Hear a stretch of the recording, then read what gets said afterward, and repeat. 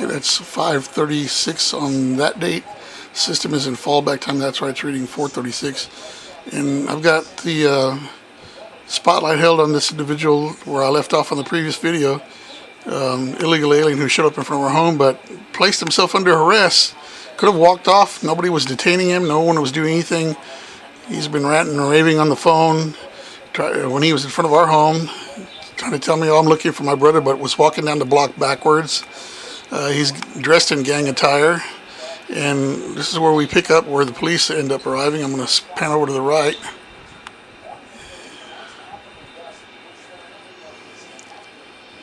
And I explained to the police officer that I'm going to go ahead and secure and put up my firearm as he goes over to confront the individual.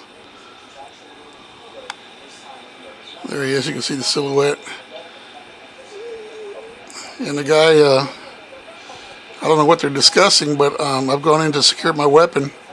I'm not taking off my sidearms because this area is that completely dangerous. There's been other officers who responded to our calls, and while they've been here, gunshots and gunfire have exploded from the apartments to the right of us, also from the Ariba, from the other apartments next door to the Nimitz apartments, where the other used car lot is located. And again, we're going to reiterate that this individual has been sent, even though he's claiming his brother. He's looking for his brother. He's claiming the brother's been kidnapped. We did mention that there has been yelling and screaming coming in the wee hours of the night, but it's been a male or males screaming as if they're being tortured. He's been on the phone when somebody calls and he puts it on speaker. And I can clearly hear the guy says, Cardinal, donde está? And blah, blah, blah. Gilbert Lane, Scotland. And then the guy here says, what did you do to my brother? Where did you take him? What have you done to him? What have you done with Angel? He starts talking in Spanish, very choppy English. And they finally send somebody to pick him up. Nevertheless, the policeman here is going to have his backup arrive, which is going to be 3 other police cars. And this guy, from whatever conversation they're holding, who knows? There's the second one, and then the third one's going to be pulling up behind him. And the actual police officer that responded isn't the one who came to talk to me. It was another one who I gave all the information to, and lo and behold, he ends up leaving, and he was the one who should have been taking care of the report. So now you got 3 officers surrounding him. The guy's going to end up leaving. I'm going to go ahead and fast forward. And they're going to let him go. He's intoxicated. He's high as a kite. He's high on meth. See, they're letting him go. Now, the police officers, for some reason or other, they're talking to me, but I keep telling them, you'll have to excuse. I said, excuse me, but this guy's reaching for his waistband. I'm not taking my eyes off him. He's continuously reaching for his waistband. And the police officers over here, they're all grouped up here. And the guy supposedly is leaving. There he goes there.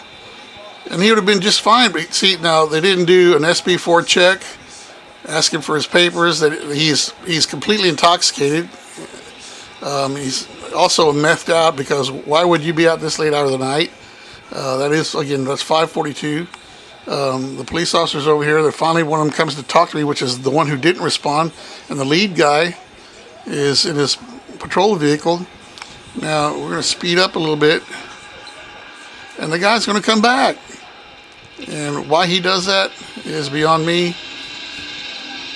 Yeah, that's the second surveillance system. We've got 4. There it is right there. See that? He's coming back.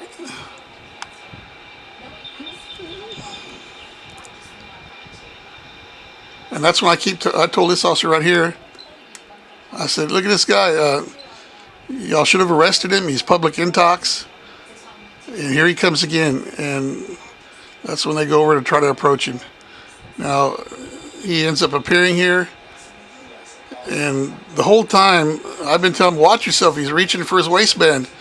And nevertheless, he's come back. There's a better angle right there where he is. And I'm completely freaked out that these guys aren't keeping a better eye on him, because he just, I mean, He's pulled his pants up now where his butt ain't showing. He's on the phone. There was no need for him to come back after they released him. They were releasing him. They didn't jail him for being public intox. And also, you can tell he's high as a kite because he's nonstop talking. And he came back. And so I keep telling these guys, why aren't you arresting him? This guy's public intox. They all start looking at each other. And so I'm going to go ahead and speed it up again. Oh.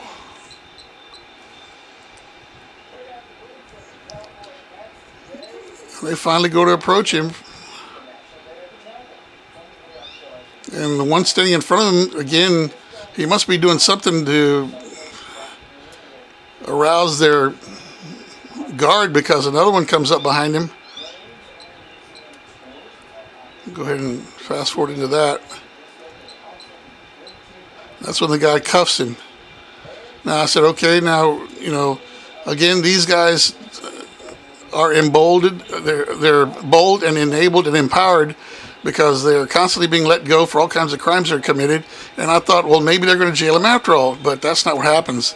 We're going to go ahead and they're going to basically escort him down to where he says he's from. Yet he had all kinds of opportunity to leave when he had a chance because no one was detaining him, as stated previous video. Nobody was doing anything to him except for the fact he's here motor mouthing and he's 100 miles an hour and not stop talking.